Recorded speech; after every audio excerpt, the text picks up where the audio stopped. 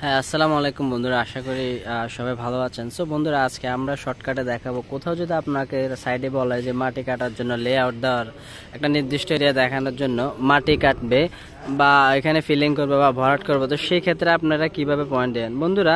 এই মাটি কাটার লেআউট বা ফিলিংয়ের জন্য লেআউট দেওয়ার ক্ষেত্রে আপনি 5 সেন্টি 2 সেন্টি 10 সেন্টি আপনার পয়েন্ট এদিক সেদিক হলেও কোনো সমস্যা নেই। এটা হচ্ছে শর্টকাট, আপনি জায়গাটা জাস্ট দেখিয়ে দিবেন যে কতটুকু জায়গা কাটতে হবে। এমনি তো আপনার এই মাটি কাটার যে লেআউটটা আছে সেটার থেকে একটু বাড়তি 10 সেন্টি করে বাড়তি দিতে হয়, যাতে পরবর্তীতে আপনার এই কাজের ফর্মওয়ার্ক করার বাড়তি স্পেস থাকে। সো সেটাই আমি আজকে মেশিনের মাধ্যমে দেখাবো। দেখুন, আমাদের নিয়ম অনুসারে যে মেশিনে আমরা প্রথমে লেআউটে ঢুকবো 1-3, তারপরে হচ্ছে আমাদের যে কোঅর্ডিনেট দেওয়া আছে সেই কোঅর্ডিনেটটা দেব।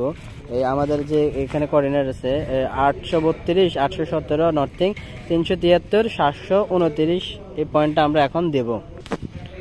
আমাদের পয়েন্টটা ইনপুট করা শেষ, এখন আমরা এন্টার দিব। এন্টার দেওয়ার পরে রিফ্লেকশন হাইট 150 আছে, এটাই থাকবে মানে প্রিজম হাইট।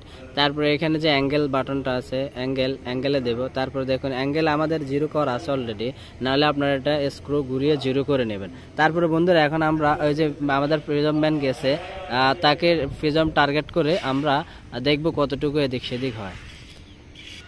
সো এখন আমরা টার্গেট করব। সো বন্ধুরা, ক্লিক করার পরে দেখুন এই যে ডিস্টেন্স মোডে ক্লিক করার পরে আমাদের এখন এই যে ডিএসডি মানে হরিজন্টাল ডিস্টেন্সটা -1.750 দেখাচ্ছে, অর্থাৎ আরও 1 মিটার 750 পিছনে যাবে।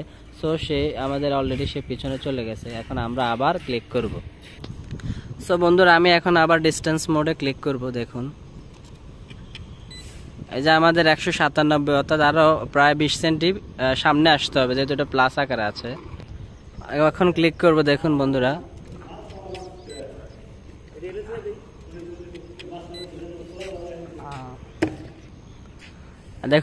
ক্লিক করছি। এই যে আমাদের ডিস্টেন্স -1 আসছে। সো লেআউটের ক্ষেত্রে 1 মিলি 5 মিলি এটা কোনো সমস্যা না। আমি এখন বলবো কে পয়েন্ট দিয়ে দিতে। এই যে আমাদের প্রিজম ম্যান আছে, তখন এখন বলবো পয়েন্ট দিয়ে দিতে। সো বন্ধুরা, ইন শর্ট আমি আপনাদের যেটা বোঝাতে চেয়েছি সেটা হচ্ছে, আপনার যখন মাটি কাটার জন্য বা কোনো এক্সকাভেশন করার জন্য লেআউট দিবেন, সাপোজ আপনার লেআউট পয়েন্টটা হচ্ছে এই যে কর্নার, এই কর্নার, তারপরে এই কর্নার, এই কর্নার।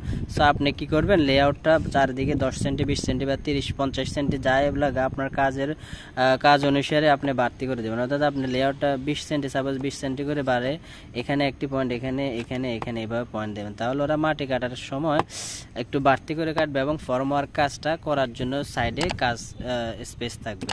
সো আশা করি সবাই উপকৃত হয়েছেন। ধন্যবাদ সবাইকে। ভিডিওটি ভালো লাগলো।